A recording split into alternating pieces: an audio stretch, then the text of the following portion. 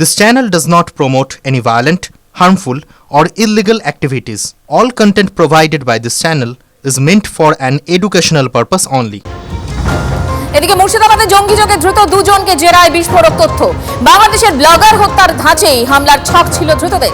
ছোট মাঝারি রাজনৈতিক নেতারাই ছিলেন টার্গেট। ধৃতদের জেরায় এমনই তথ্য পেয়েছেন গোয়েন্দারা।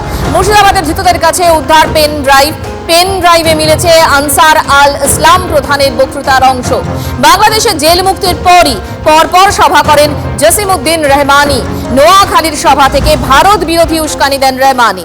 জামিন পাওয়ার পরই আনসার আল ইসলাম প্রধান সক্রিয় হয়ে উঠেছেন। অসম এবং বাংলায় স্লিপার সেলকে চাঙ্গা করার কাজ করছেন রহমানি, খবর গোয়েন্দা সূত্রে।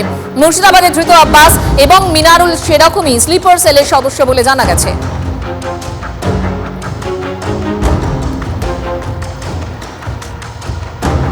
এবিটির এই যে স্লিপার সেলের যে সদস্যরা, এদের কাজ ছিল মূলত দুটি জায়গা থেকে স্থানীয় যুবকদের এই সংগঠনে টেনে আনার কাজটা করা। একটা মুর্শিদাবাদ, একটা হচ্ছে আলিপুরদুয়ার। এদের উদ্দেশ্য ছিল অস্ত্র জোগাড় করা এবং চিকেন স্নেক যেটা আমরা বলি, সেই 7 সিস্টার্স উত্তর পূর্বাঞ্চলের 7টি যে রাজ্য আছে, শিলিগুড়ির সঙ্গে যে যোগসূত্র চিকেন স্নেক, সেই অংশটিকে তাদের নাশকতামূলক কাজকর্মের সক্রিয় এবং নেপথ্যে থেকে দুভাবেই, স্লিপার সেলের মাধ্যমে এবং গোপনে অস্ত্র সংগ্রহের মাধ্যমে ভারত বিরোধী কার্যকলাপে আরও বেশি সক্রিয় হয়ে ওঠা। দুজনের বাড়ি থেকে তল্লাশির সময়, গ্রেফতারির সময় বেশ কিছু বই পাওয়া গিয়েছে, পেন ড্রাইভ পাওয়া গেছে 16 GB এবং কিছু মোবাইল ফোন এবং আরও কিছু ফেক আইডেন্টিটি কার্ড পাওয়া গেছে। অনুপ্রবেশের ছক বানচাল। মাথাভাঙা সীমান্তে আটক বাংলাদেশি। মাথাভাঙা 1 নম্বর ব্লকের শিকারপুর চেনাকাটা এলাকায় ভারত বাংলাদেশ সীমান্তে এক বাংলাদেশিকে আটক করে বিএসএফ। আটক বাংলাদেশিকে মাথাভাঙা পুলিশের হাতে তুলে দেয় বিএসএফ। আটক ওই বাংলাদেশি মানসিক ভারসাম্যহীন বলেই অনুমান। নির্দিষ্ট ধারায় মামলা দায়ের করেছে পুলিশ। স্বাস্থ্য পরীক্ষার জন্য ওই বাংলাদেশিকে মাথাভাঙা মহকুমা হাসপাতালে পাঠানো হয়েছে। বিএসএফ অফিসিয়ালের পক্ষ থেকে একটা বাংলাদেশ ন্যাশনালকে সন্দেহজনকভাবে তাকে আটক করা হয়েছে এবং তার এগেনস্টে একটা স্পেসিফিক কেস আমরা থানায়, মাথাভাঙা থানাতে স্টার্ট করেছি। কিন্তু প্রাথমিক তদন্তে দেখা যাচ্ছে যে বাংলাদেশিকে ধরা হয়েছে তিনি মেন্টালি রিটার্ড আছেন এবং তার জন্য আমরা মেডিকেল চেক আপের জন্য পাঠানো হয়েছে। মেডিকেল চেক আপ যে এক্সামিনেশনের রিপোর্ট পাওয়ার পরে পরবর্তী আমাদের পদক্ষেপ নেওয়া হবে। 6 দিন পর প্রমোটারকে পিটিয়ে এখনো বেপাত্তা বাগুইয়াটির কাউন্সিলর। সমরেশ চক্রবর্তীর খোঁজে দীঘায় রাতভর তল্লাশি। বাগুইয়াটির রঘুনাথপুরে প্রমোটারকে বন্দুকের বাঁট, লোহার রড দিয়ে মারধরের অভিযোগ ওঠে বিধাননগর পুর নিগমের 6 নম্বর ওয়ার্ডের কাউন্সিলরের বিরুদ্ধে। পুলিশের নোটিশের পরও গড় হাজির, কোনো খোঁজ নেই কাউন্সিলরের। শিলিগুড়িতেও গিয়েছে বিধাননগর পুলিশ। আগেই শাসক নেতার চিলাপাতার রিসর্টে তল্লাশি।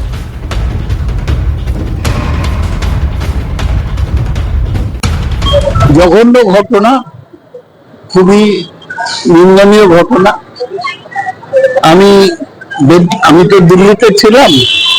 দেবরাজ চক্রবর্তী যে আমাদের এখানে সংগঠন দেখে, তাকে বলেছি, আমি পুলিশকে বলছি ব্যবস্থা নিতে, কিন্তু পুলিশ আমায় বললো যে ওরা নিশ্চিন্ত নয় যে আমাদের সমরেশ চক্রবর্তী ছিল কিনা, তো ওরা গ্রেপ্তার করছে। বাগুইয়াটির সমরেশ চক্রবর্তীর এখনো পর্যন্ত কোনো খোঁজ নেই। তার উপরে আবার নরেন্দ্রপুর, ফের সেখানে কাউন্সিলরের দাদাগিরি। দোকানে চড়া হয়ে ব্যবসায়িক ছেলেকে মারধর, লুটের অভিযোগ। গায়ের জোরে দোকানে তালা লাগিয়ে দেওয়ার অভিযোগ। কাঠগড়ায় সোনারপুর পুরসভার 7 নম্বর ওয়ার্ডের কাউন্সিলর। জোর করে সম্পত্তি দখল করতেই হামলা বলে অভিযোগ। এর আগেও একাধিকবার ব্যবসায়িক দোকানে হামলা চলে বলে অভিযোগ। হামলার অভিযোগ অস্বীকার কাউন্সিলর রঞ্জিত মণ্ডলের। যা অংশ আছে তাতে পাবে 400, আমি বিচার তো আমি করেছি, টোটাল সম্পত্তির যা অংশ আছে তাতে পাবে 462 স্কোয়ার ফিট জায়গা ওর অংশ মোতাবেক।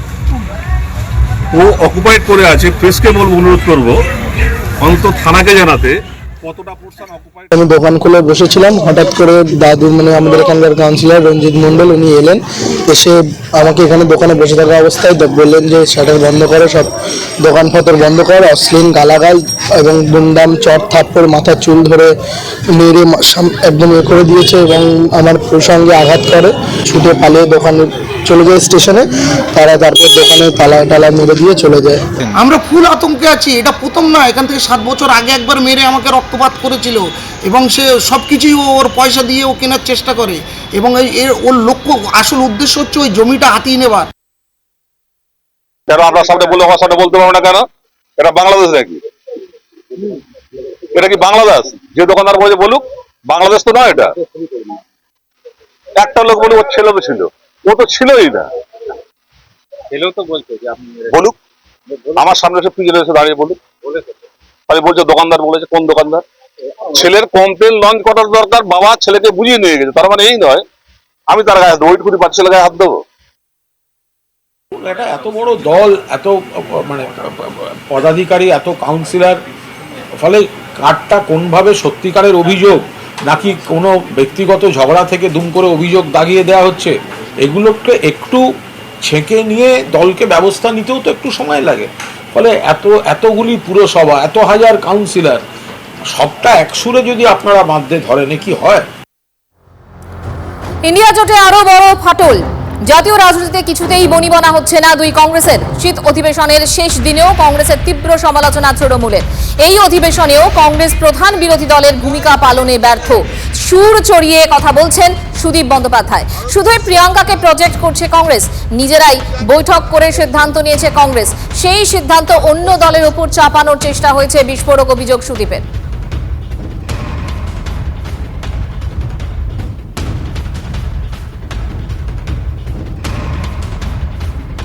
নীতি অনুযায়ী লোকসভার স্পিকারের ঘরে লোকসভার অধিবেশন সমাপ্ত হলে সব দলের নেতাদেরকে যেখানে ডেকে চা চক্রে আমন্ত্রণ জানানো হয়, সেটাও আমরা আজকে যোগদান করিনি। সুতরাং আমরা আমাদের ভূমিকাতে ঠিকই আছি। মানে সেটা বিরোধী দলের মধ্যে একটা ঐক্য যেন প্রকাশ্যে ফাটল হয়েছে, এটা না দেখতে পাওয়া যায়। কংগ্রেস থেকে এসে আমাদেরকে অনুরোধ করল, তখন অখিলেশ যাদব উপস্থিত ছিলেন। অখিলেশ আমার সঙ্গে জিজ্ঞাসা করল, সেইখানে দাঁড়িয়ে একসঙ্গে সিদ্ধান্ত হলো কেউ যাব না। Work is about raising the issues of the public. And if you listen to the speeches of Rahul Gandhi ji, Priyanka Gandhi ji, Kharge ji, Jairam Ramesh ji, Pramod ji, you would see that all the issues were raised. So issues were raised, questions were asked. There's not a single question you can say that the opposition did not raise. ইন্ডি জোট এখনো আছে, কিন্তু এখনো পর্যন্ত দুই কংগ্রেসের মধ্যে বনিবনা হচ্ছে না কিছুতেই, অন্তত এবারে শীত অধিবেশনে সেটাই দেখা গেল। শীত অধিবেশনের শেষ দিনেও কংগ্রেসের তীব্র সমালোচনা তৃণমূলের। কংগ্রেসের তরফে প্রিয়াঙ্কা গান্ধীর উপস্থিতি দিয়ে তাকে কিছুটা প্রজেক্ট করাতে পেরেছে, এটা হচ্ছে ওদের লাভ। বিরোধী দল হিসাবে যে ফ্লোর কোঅর্ডিনেশন কংগ্রেস করতে পারছে না, কংগ্রেস যে সিদ্ধান্ত নিজে নিচ্ছে সেটাই ইন্ডিয়া অ্যালায়েন্সের অন্যদের কাঁধে চাপিয়ে দিচ্ছে। তাই তৃণমূল কংগ্রেসের সিদ্ধান্ত ছিল, আমরা যথার্থভাবে যেটা মনে করব আমরা সেই কর্মসূচি গ্রহণ করব। আমরা আমাদের ভূমিকাতে ঠিকই আছি, কিন্তু আমরা ইন্ডিয়া অ্যালায়েন্সের সঙ্গে নিশ্চয়ই আছি। তৃণমূল দিদির নির্দেশে তারা নিজের আলাদা অস্তিত্ব বজায় রাখার মাধ্যমে যাকে খুশি করতে চাইছে তার নাম ভারতবর্ষের প্রধানমন্ত্রী নরেন্দ্র মোদী। ইন্ডিয়া জোটের বাকি শরিকরা তারা দিদির মতন বা তৃণমূলের মতন, তৃণমূল নেতাদের মতন এইরকম ভাবে ফসিফারাস যাতে প্রবল ভাবে কংগ্রেসের বিরোধিতা করছে না। তৃণমূলের অবস্থা যে সেরকম কানা ছেলের নাম পদ্মলোচন রাখতে হবে। কেউ খুশি হোক আর না হোক, তৃণমূল এবং দিদির এই পশ্চারে খুশি হচ্ছে বিজেপি